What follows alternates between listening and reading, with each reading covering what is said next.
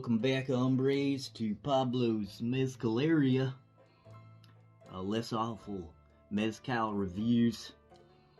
I know how much all of you liked my last video. I think there was 3 alls that kind folks that gave me some praise on the last one, so I figured I'd make another one. And don't worry, all the spontaneous action and the nondescript accents will remain. I know how much you liked my shot at dialects last time, however nondescript they may have been, and so I decided to give you a treat, y'all, this time and just speak a normal way. So today we're gonna cover the Koch. Now I guess I should show it to you from this side. This is a Jabali. It's a very special Mezcal. Now this one is it's a rare agave species, grows in the wild. I like to compare this wild thing species to something like Jimi Hendrix live at Monterey, you know, coming out, fire, brimstone, sacrifice the thing you love, Yukio Mishima, Temple, the Golden Pavilion, all that stuff.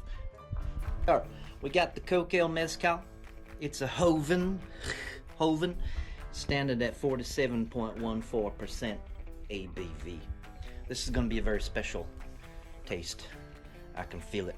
I can feel it deep in my bones.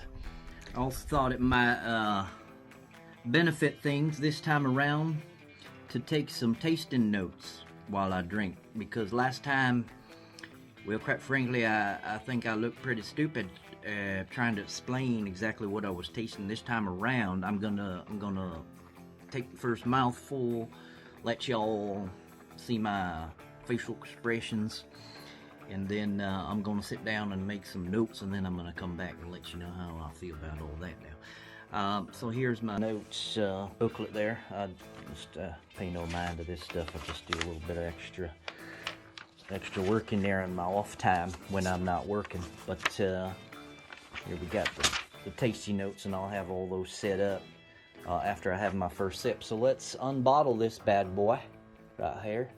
And I have not tasted this. I have not had a whiff of it. I've had nothing on the nose. I've got my Veladora. In case you're unfamiliar with these, yes, these are candle holders, and that's what they use down in Mexicano.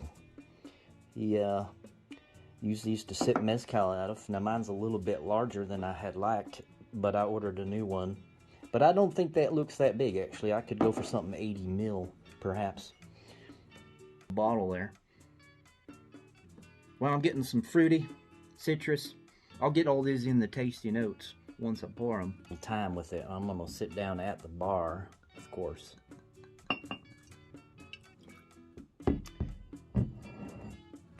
And you want to replace the top there. We're going to see what we get on the nose here. Well, it's not quite as intense as I'd anticipated, to be honest with you. At least not on the nose. Now I'm getting straight smoky mezcal. And I'm getting some orange and perhaps some grapefruit right there. Now, they'll tell you down in the mezcal areas, down in Mexico, that you ought to kiss the mezcal rather than drink it. So you bring it to your lips, get a little feel. It's all about the texture, and you know, let's just see what it's all about.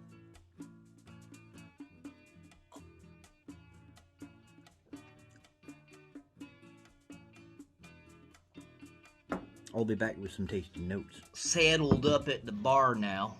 I've spent a little time with this mezcal. I have to say, in my tasty notes, this mezcal is much less intense than I had anticipated. There was no fire and brimstone. There was no sacrificing of the guitar. There was no Hendrix live at Monterey. There was none of that.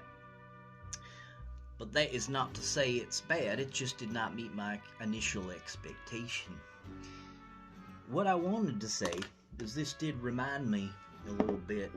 I've got some cat hairs on my cap there. I was up in the hills earlier in the day hunting, shooting bobcats.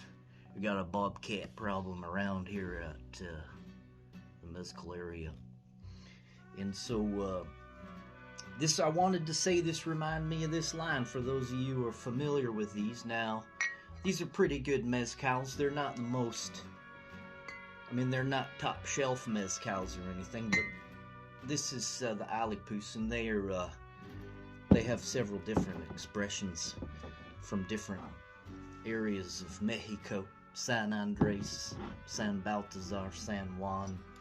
This one here is the San Luis. Different expressions of terroir. I wanted to say that this, still not sure if it's Koch or Koch, but I just preferred to go with the Koch.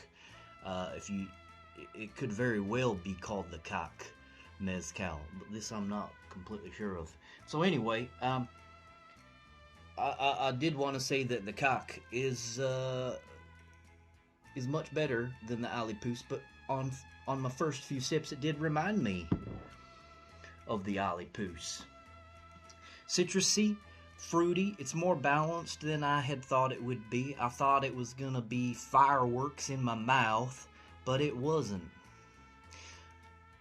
I just want to reiterate at the end here that the Koch Mezcal, the Jabali plant, the Jabali Mezcal is a rare variety, and you will not find it.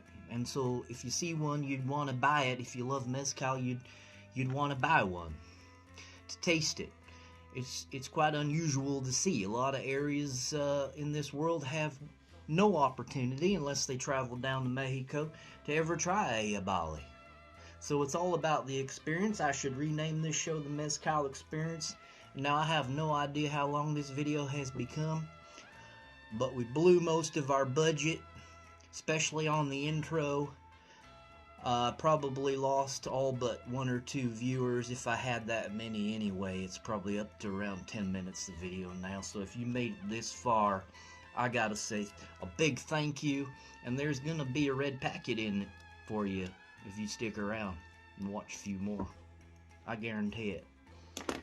Thank you very much for visiting Pablo's less awful.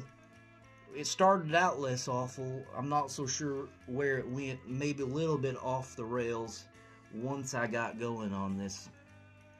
I did have to compare a little bit to the Alipus to see if my mind was right or not, if I was actually tasting some of that Alipus or not. And so I just want to thank you for sticking with it. And we'll see you next time at Pablo's Mezcal area. Peace out.